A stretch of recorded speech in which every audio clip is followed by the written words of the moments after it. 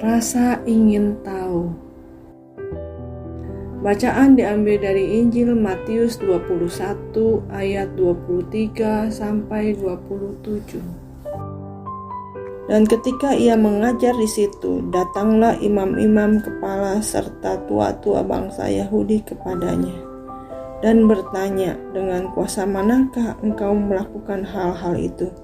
Dan siapakah yang memberikan kuasa itu kepadamu? Jawab Yesus kepada mereka, aku juga akan mengajukan satu pertanyaan kepadamu, dan jikalau kamu memberi jawabannya kepadaku, aku akan mengatakan juga kepadamu, dengan kuasa manakah aku akan melakukan hal-hal itu. Dari manakah baptisan Yohanes, dari surga atau dari manusia? Mereka memperbincangkannya di antara mereka dan berkata, jikalau kita katakan dari surga, ia akan mengatakan kepada kita, kalau begitu, mengapa kamu tidak percaya kepadanya? Tetapi jika kita katakan dari manusia, kita takut kepada orang banyak, sebab semua orang menganggap Yohanes ini nabi. Lalu mereka menjawab Yesus, kami tidak tahu. Dan Yesus pun berkata kepada mereka, jika demikian aku juga tidak akan mengatakan kepadamu dengan kuasa manakah aku akan melakukan hal-hal itu. Demikianlah Injil Kristus. Terpujilah Kristus. Mother Teresa dalam satu tulisannya tentang kerendahan hati menasehatkan kita agar kita menghindari rasa ingin tahu dan mencampuri urusan orang lain. Hal ini menjadi pembelajaran bagi saya. Terkadang agak berlebihan keingintahuan saya terhadap urusan orang lain. Mungkin rasa ingin tahu itu membuat saya banyak tahu, sehingga jati diri saya seperti dihargai, diterima, dan diakui.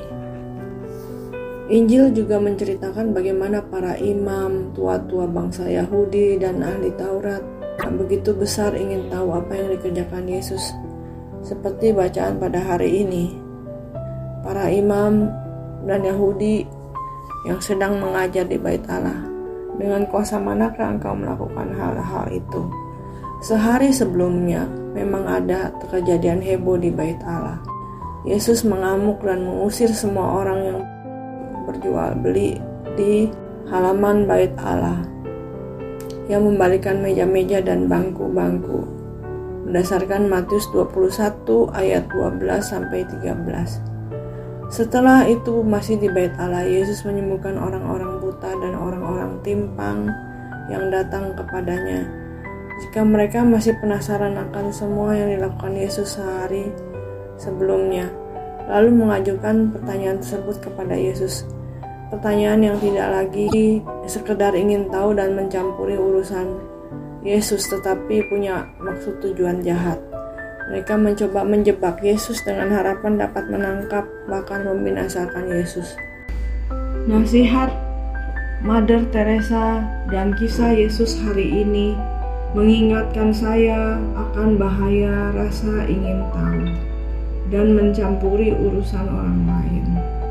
Terlebih bila dilandasi kebencian dan amarah. Bila itu terjadi, maka saya tidak lagi dapat bersikap netral, tidak dapat mencerna fakta dengan benar. Semua dipandang dan dinilai secara negatif.